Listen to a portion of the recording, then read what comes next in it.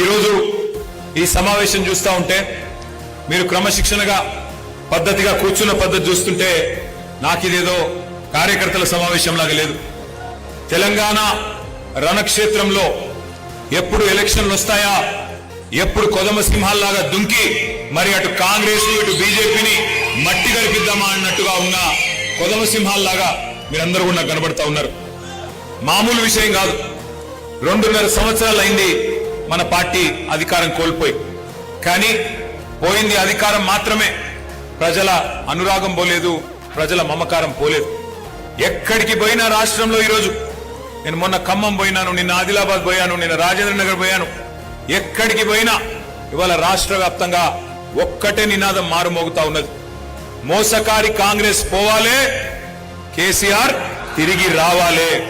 నాకైతే రాష్ట్ర వ్యాప్తంగా ఉన్న పరిస్థితి చూస్తా ఉంటే గెలుపు మన తలుపు తట్టడానికి సిద్ధంగా ఉన్న విషయం స్పష్టంగా కనబడతా ఉన్నది.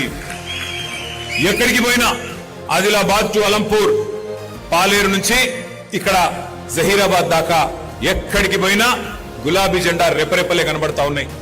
క్యాలెండర్ ఎప్పుడు మారుతుందా, ఎప్పుడు 2028 వస్తుందా, ఎప్పుడు తిరిగి కేసీఆర్ గారు ముఖ్యమంత్రిగా మళ్ళీ తెలంగాణను పట్టాలెక్కిస్తారా అనేదే ఇవాళ రాష్ట్ర వ్యాప్తంగా అందరూ కూడా చూస్తా ఉన్నారు.